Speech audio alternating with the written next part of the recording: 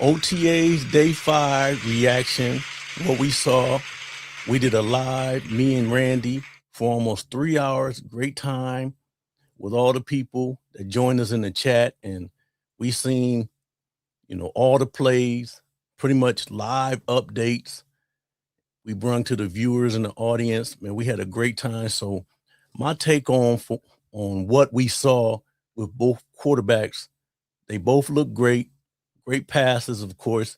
Each quarterback threw an interception apiece, and then we know that in 11 on 11s and 7 on 7s, we heard that Todd Monken, he don't really like the interceptions. He got mad before about guys throwing interceptions, but we found out through some ex-professional players such as like Shannon Sharp and Chad Ochocinco, this was normal for quarterbacks to throw interceptions in 7 on 7s and 11 on 11s and OTAs.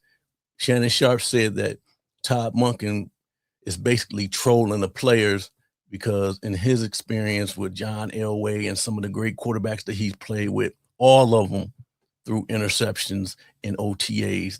That was just what it was. So what we saw last night, we saw some passes, hitting some guys in the hands and guys running for pick sixes. I think they're working on some installs in these OTAs, trying to get guys acclimated to the plays and, just trying basically to get guys comfortable with the playbook. And to my understanding, through listening to a lot of the media that was there, that basically he was pretty much, Todd Monken, the head coach, was pretty much stopping guys in the middle of practice and telling them to freeze where they were, and just basically trying to,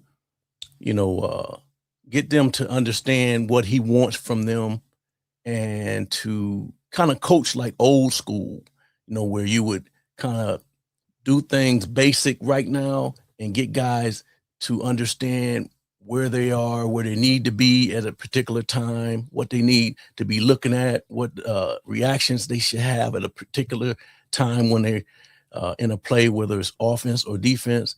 So it was definitely, from what I heard and what we saw, that it was a great day as far as the quarterbacks is concerned. And it's definitely some things to work on, but that's that's what it is. That's going to happen. Well, let's bring up the QB tracker because everybody's talking about the QB trackers and stuff, man. And we got what we got going here. This is from 850 ESPN Cleveland. This was last year they started this, and everybody, some people don't like it, some people like it. So we using it for a base. They using it, we're gonna use it. So we got Shador Sanders, 8 of 14, 1 TD, 1 INT. We got Watson, 11 of 17, six TDs, 1 INT. And we got Gabriel, 1 of 3, 0 TDs, 1 INT. So basically, looking at this stat, Gabriel's not in the running at all, so we can scratch that for sure. And we know that it's a battle between Shador and Watson. And, we got Green, who didn't throw any passes. So we 0 for 0 for 0.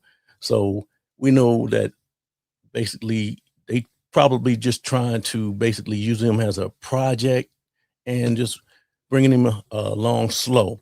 So, we got some other stuff. We got some, after the OTAs, the offensive coordinator, Travis Schweitzer, he came on at the press conference and he talked about, what he saw in the quarterbacks leading into the competition.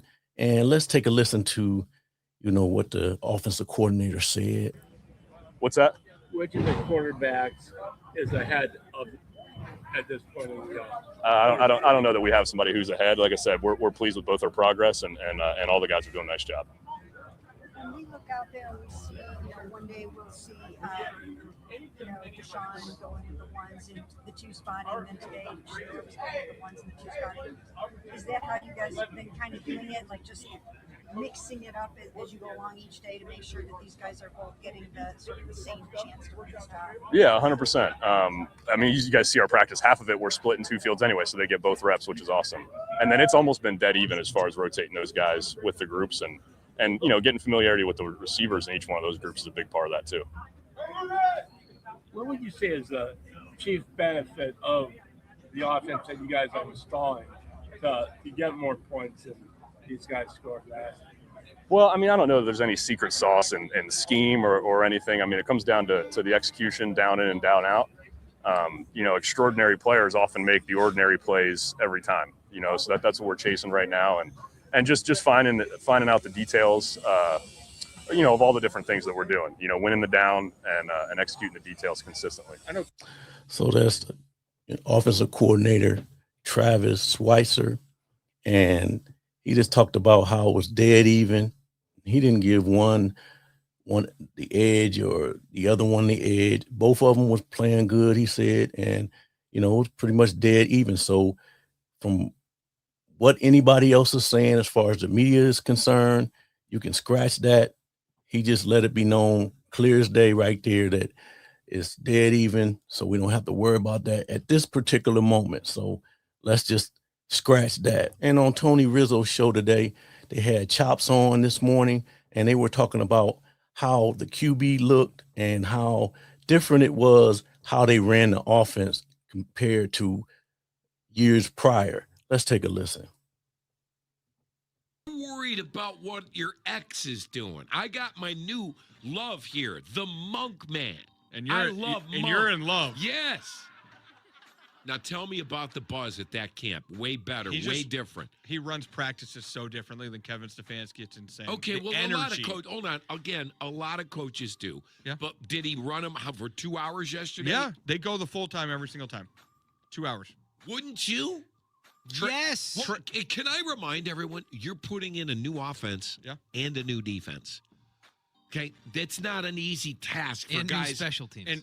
And you can ask Grossi about this when he comes on. Usually they wait to do situational football until training camp, Chris, like 2-minute and red zone and throw the ball, go up and spike it, run the field goal team on. They were doing that with the first team offense yesterday. Like Deshaun was out there. All that situational stuff. Like Monken is like, I'm getting this team ready to play football, Chris. That's fantastic. That's great. Please talk about how Watson looked, because I know it's a sore subject with you because you're his guy and vice versa. I think all the quarterbacks look good. Well, okay, the top two quarterbacks look good. Okay, but Watson looks like his old self, at least in shorts, right? He had a really good day yesterday. He was slinging the ball, like 3 of the passes, like the one to Isaiah Bond at the end, and again, a situational. They put 10 seconds on the clock. You got to score a touchdown to win. Yeah. Threw a fade route to Isaiah Bond, made a great play on it. But Shedeur looks good too. I think Shedor's processing really well. Like he's getting the ball out much faster, and the coaches are saying that. Like Monken, you can tell that his offense, just in general, is like they're pushing the ball down the field. I've been to 5 Browns training camp OTAs the past 5 years. Nothing compared to you and Tony Grossi. I've never seen 4 touchdowns in a day before. There was 7 yesterday. It's different. It is. So far, so good. It is. It's early. Can we do that? Yeah. Okay. I wanted to bring this up today. Apparently, years ago, Becky Hammond came out and said that. So I have audio for both.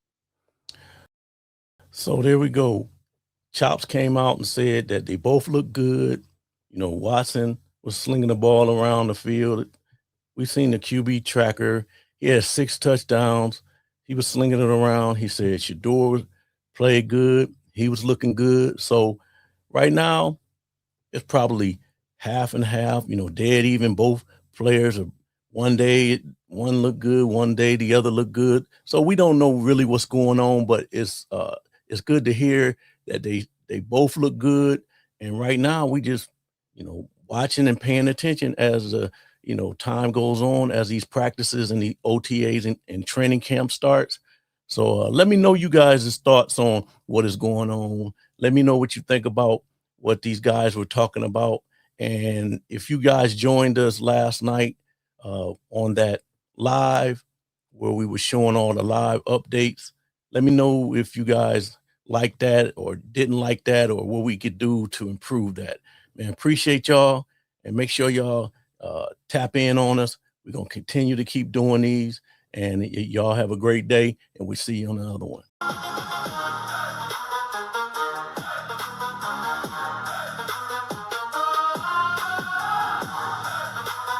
Among the Cleveland Browns. If the Browns were to win this game at home.